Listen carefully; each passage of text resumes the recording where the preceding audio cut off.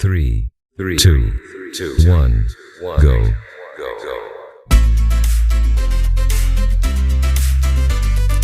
Hey everyone, this is Dave A. Gardner, and you're listening to The Heart of Juliet Jones fan fiction podcast. This is part 14 of Chasing a Dream, based on the vintage daily comic strip called The Heart of Juliet Jones, with characters and stories originally written by Elliot Kaplan and illustrated by Stan Drake in 1961. The fanfiction story you're hearing today is written by Dave A. Gardner. Welcome back to a story that has the potential to brighten your day with a mix of humor, drama, and a whole lot of heart. In our last underrated episode, Eve had her first awestruck encounter with Glenn Sabine, with an invitation to see her dream up close and personal. What could she lose? Meeting him at his hotel room in Devon. Immediately upon seeing him, she was amazed at what she saw in him, and it was this amazement that held her spellbound. Let's listen in to Part 14, A Dimensional View. Inside room 32 at the Devon Hotel, Eve sat frozen to the plush armchair. Glenn Sabine was even more handsome and virile than when she had seen him on TV, and now he was only a few feet away, pacing the floor. His wavy hair, his perfectly tailored suit, his poise, charisma, and confidence, these all added up to the qualities of the ideal man in Eve's book, and Glenn Sabine possessed them to a T.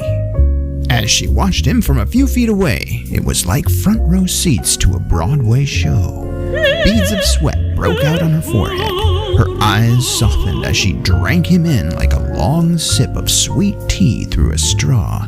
He was Humphrey Bogart and Ingrid Bergman in We'll Always Have Paris. He was Fred and Ginger in their final embrace at the end of every dance. He was Joe DiMaggio and Eve was Marilyn with her 7-year itch. Caught up in the moment, Eve felt her hands shake. She gripped the arms of the armchair. As her mind returned to the room, she began to wonder what Mr. Sabine was doing here in Devon anyway. Couldn't he have waited until the contest? Quietly, she was ready to hear him out.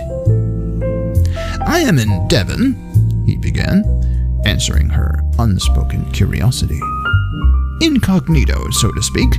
Mr. Pike Sutter, my assistant, and I are making a preliminary survey of all Miss Teenager contestants."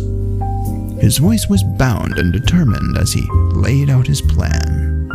"I wished, so to speak," he continued, "to get a dimensional view of our girls. You understand, Miss Jones?" Eve smiled broadly and responded with stars in her eyes. "Wow!" "Oh, yes, sir, Mr. Sabine. Perfectly." Yes, Eve determined right then and there. If it was a dimensional view he wanted, a dimensional view he would get. Meanwhile, back at the Joneses' house, Juliet and Pops were discussing their worry about Eve rushing off and meeting Mr. Sabine alone. Juliet just returned from a long day at the office and was hanging her jacket on the coat rack in the living room. Both of them were confounded as to why Eve hadn't yet returned from her meeting with Glenn Sabine. As usual, Mayor Jones was thinking ahead. "I wonder why Mr. Sabine didn't let Eve know he was arriving in town," Julie said. Pops was silent, rubbing his chin and muddling the situation over. Then he spoke. "Well, you've got a point there, Julie. A really good point." There was something about this he didn't like.